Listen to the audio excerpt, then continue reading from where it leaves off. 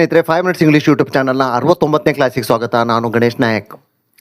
ಇವತ್ತಿನ ದಿನ ನಾವು ಮಾಡೆಲ್ಗಳಲ್ಲಿ ಮಸ್ಟ್ ಅಂದರೆ ತಪ್ಪದೇ ಅನ್ನೋ ಅರ್ಥ ಬರುವಂಥ ಒಂದು ಪದ, ಇದ್ರ ಬಗ್ಗೆ ತಿಳ್ಕೊಳ್ಳೋಣ. ಹಿಂದಿನ ಕ್ಲಾಸ್ಗಳಲ್ಲಿ ನಾವು ಶುಡ್ ಅನ್ನು ತಿಳ್ಕೊಂಡಿದ್ದೀವಿ. ಶುಡ್ ಅಂದರೆ ಮಾಡಬೇಕು, ಹೋಗಬೇಕು, ಬರಬೇಕು, ಈ ಥರ. ಬೇಕು ಅನ್ನೋ ಪದ ಬಂದಾಗ ಅಲ್ಲಿ ನಾವು ಶುಡ್ಡನ್ನು ಬಳಸ್ತೀವಿ.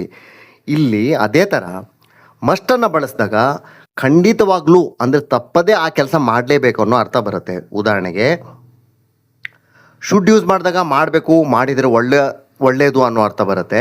ಮಸ್ಟನ್ನು ಬಳಸಿದಾಗ ಖಂಡಿತ ಮಾಡಲೇಬೇಕು, ತಪ್ಪದೇ ಮಾಡಬೇಕು ಅನ್ನೋ ಅರ್ಥ ಬರುತ್ತೆ. ಉದಾಹರಣೆಗೆ ಹಿ ಶುಡ್ ಗೋ ಅಂದರೆ ಅವನು ಹೋಗಬೇಕು ಅಂತ ಅರ್ಥ.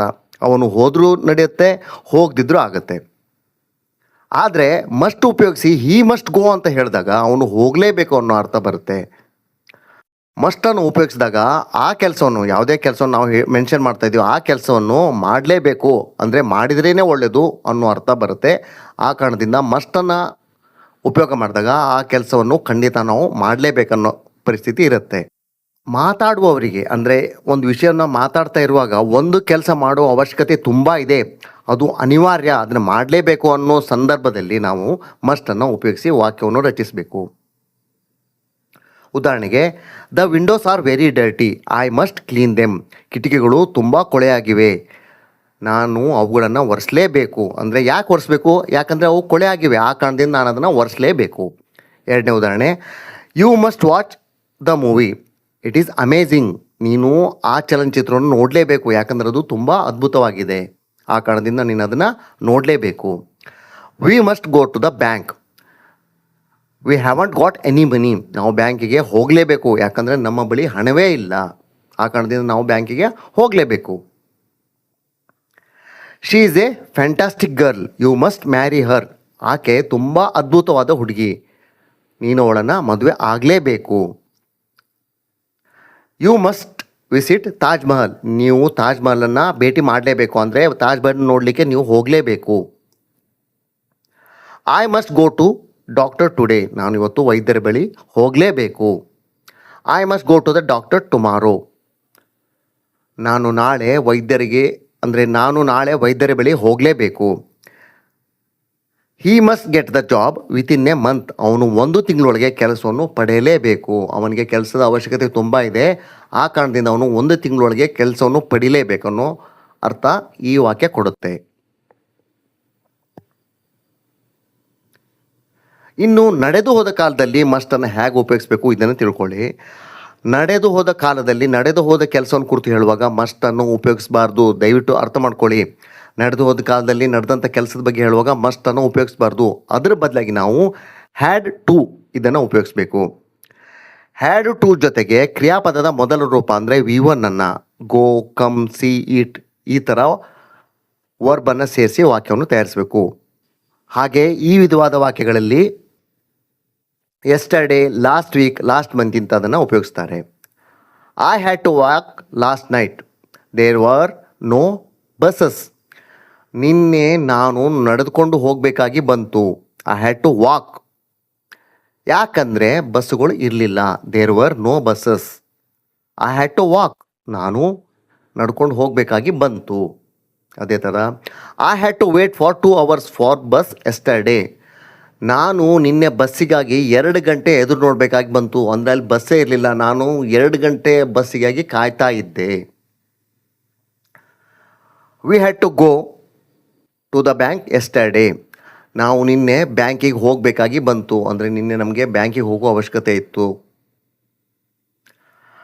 ಹಿ had to run to the railway station yesterday for he was late, ಅವನಿಗೆ ತಡವಾದದ್ದರಿಂದ ಅವನು ರೈಲು ನಿಲ್ದಾಣಕ್ಕೆ ಓಡಬೇಕಾಗಿ ಬಂತು. ಅಂದರೆ ಓಡಬೇಕಾಯಿತು, ಯಾಕೆ ಅವನು ಲೇಟಾಗಿ ಹೋದ ರೈಲ್ವೆ ಸ್ಟೇಷನ್ಗೆ, ಆ ಕಾರಣದಿಂದ ಅವನು ಓಡುವಂಥ ಪರಿಸ್ಥಿತಿ ಬಂತು.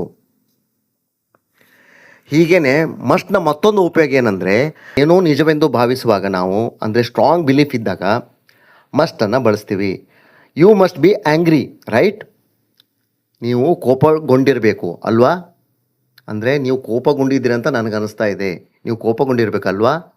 ಆಮೇಲೆ ಹಿ must B from north India, ಅವನು ಉತ್ತರ ಭಾರತದವನು ಇರಬೇಕು. ಅಂದರೆ ನನಗೆ ಹಂಗೆ ಅನ್ನಿಸ್ತಾ ಇದೆ, ಅವನು ಉತ್ತರ ಭಾರತದವನು ಇರ್ಬೋದು ಅಂತ ಅನ್ನಿಸ್ತಾ ಇದೆ. ಹಾಗೆ ಭೂತಕಾಲದಲ್ಲಿ ಏನೋ ನಿಜವೆಂದು ಭಾವಿಸುವಾಗ I must have kept it on the table. ನಾನು ಅದನ್ನು ಮೇಜಿನ ಮೇಲೆ ಇಟ್ಟಿದ್ದೇನೋ ಅಂದರೆ ನಂಗೆ ಡೌಟ್ ಇದೆ, ನಾನು ಮೋಸ್ಟ್ಲಿ ಅಲ್ಲೆಲ್ಲರೂ ಇಟ್ಟಿರ್ಬೋದು ಅಂತ ಹೇಳಲಿಕ್ಕೆ I must have kept it on the table. ನಾನು ಮೇಜಿನ ಮೇಲೆ ಇಟ್ಟಿದ್ದೇನೋ. ಮತ್ತೊಂದು ಉದಾಹರಣೆ ನೋಡಿ, I must have lost my purse in the super market. ನಾನು ಸೂಪರ್ ಮಾರ್ಕೆಟ್ನಲ್ಲಿ ನನ್ನ ಪರ್ಸನ್ನು ಕಳೆದುಕೊಂಡಿರಬಹುದು, ಮೋಸ್ಟ್ಲಿ ನಾನು ಅಲ್ಲೆಲ್ಲೋ ಬಿಟ್ಟೆ ಅಂತ ಅನಿಸುತ್ತೆ ನನ್ನ ಪರ್ಸನ್ನು. ಈ ಥರ ವಾಕ್ಯಗಳನ್ನು ತಯಾರು ಮಾಡ್ತಾರೆ. ಮತ್ತೊಂದು ಉದಾಹರಣೆ, he has been studying all day. He must be tired. ಅವನು ದಿನವಿಡೀ ಓದ್ತಾ ಇದ್ದಾನೆ, ಅವನು ಖಂಡಿತವಾಗಿ ದಣಿದಿರಬೇಕು. There are clouds in the sky. It must rain soon. ಆಕಾಶದಲ್ಲಿ ಮೋಡಗಳಿವೆ, ಬೇಗ ಮಳೆ ಬರಬಹುದು ಅಥವಾ ಬರಲೇಬೇಕು ಅಂತ ಕಾಣುತ್ತೆ. She got full marks. She must be very happy. ಅವಳು ಪೂರ್ಣಾಂಕಗಳನ್ನು ಪಡೆದಿದ್ದಾಳೆ, ತುಂಬ ಖುಷಿಯಾಗಿರಬೇಕು. ಇನ್ನು ಮಸ್ಟ್ ನಾಟನ್ನು ಬಳಸಿದಾಗ ಖಂಡಿತ ಮಾಡಬಾರ್ದು ಆ ಕೆಲಸ ಅನ್ನೋ ಅರ್ಥ ಬರುತ್ತೆ. ಶುಡ್ ನಾಟ್ ಅಂದರೆ ಮಾಡಬಾರ್ದು, ಮಸ್ಟ್ ನಾಟ್ ಅಂದರೆ ಖಂಡಿತ ಮಾಡಲೇಬಾರ್ದು. You must not smoke. ನೀನು ಧೂಪಾನ ಮಾಡಬಾರ್ದು. Students must not talk in the class. ವಿದ್ಯಾರ್ಥಿಗಳು ತರಗತಿಯಲ್ಲಿ ಮಾತನಾಡಲೇಬಾರ್ದು. We must not waste food. ನಾವು ಆಹಾರವನ್ನು ವ್ಯರ್ಥ ಮಾಡಬಾರ್ದು. You must not touch this wire. ನೀನು ಈ ತಂತಿಯನ್ನು ಮುಟ್ಟಬಾರ್ದು. You must not forget to return. ನೀನು ಹಿಂತಿರುಗಿಸುವುದನ್ನು ಮರೆಯಲೇಬಾರ್ದು. You must not walk bare foot on the road. ರಸ್ತೆ ಮೇಲೆ ಚಪ್ಪಲಿ ಇಲ್ಲದೆ ನಡೆಯುವುದು ಒಳ್ಳೆಯದಲ್ಲ, ಅಂದರೆ ನಡೀಲೇಬಾರ್ದು. You must not forget to tell this to your father. ಇದನ್ನು ನೀನು ನಿನ್ನ ತಂದೆಗೆ ಹೇಳುವುದನ್ನು ಮರಿಲೇಬಾರ್ದು. I know I must not speak like this. ನಂಗೆ ಗೊತ್ತಿದೆ, ನಾನು ಹೀಗೆ ಮಾತಾಡಲೇಬಾರ್ದು. You must not smoke here. ನೀನು ಇಲ್ಲಿ ಧೂಮಪಾನ ಮಾಡಲೇಬಾರ್ದು. You must not quit this job. ನೀನು ಈ ಕೆಲಸ ಬಿಡಲೇಬಾರ್ದು. She must not beat her children. ಅವಳು ಅವಳ ಮಕ್ಕಳನ್ನು ಹೊಡಿಲೇ. I must hurry. I must not be late. ನಾನು ಅವಸರ ಮಾಡಬೇಕು, ಯಾಕಂದರೆ ನಾನು ತಡ ಮಾಡಬಾರ್ದು. You must not touch the pictures. ನೀನು ಆ ಚಿತ್ರಗಳನ್ನು ಮುಟ್ಟಬಾರ್ದು, ಮುಟ್ಟಲೇಬಾರ್ದು ಅನ್ನೋ ಅರ್ಥ. Be happy. You must not be sad. ಖುಷಿಯಾಗಿರು, ನೀನು ದುಃಖದಲ್ಲಿ ಇರಬಾರ್ದು. ಹೀಗೆ ಮಸ್ಟ್ ನಾಟನ್ನು ಬಳಸ್ತಾರೆ. ಇಲ್ಲಿ ಗಮನಿಸಿ, ಮಸ್ಟ್ ನಾಟ್ ಅಂದರೆ ಖಂಡಿತವಾಗಿ ಮಾಡಬಾರ್ದು. ನೀಡ್ ನಾಟ್ ಅಂದರೆ ಮಾಡುವ ಅಗತ್ಯವಿಲ್ಲ. ಉದಾಹರಣೆಗೆ, you must not go there. ನೀನು ಅಲ್ಲಿಗೆ ಹೋಗಬಾರ್ದು. You need not go there. ನೀನು ಅಲ್ಲಿಗೆ ಹೋಗುವ ಅಗತ್ಯವಿಲ್ಲ. ನೀಡ್ ಅಂದರೆ ಅವಶ್ಯಕತೆ, ಅಗತ್ಯತೆ. ಇದನ್ನು ನಾನು ಮುಂದಿನ ಕ್ಲಾಸ್ನಲ್ಲಿ ಹೇಳ್ತೀನಿ.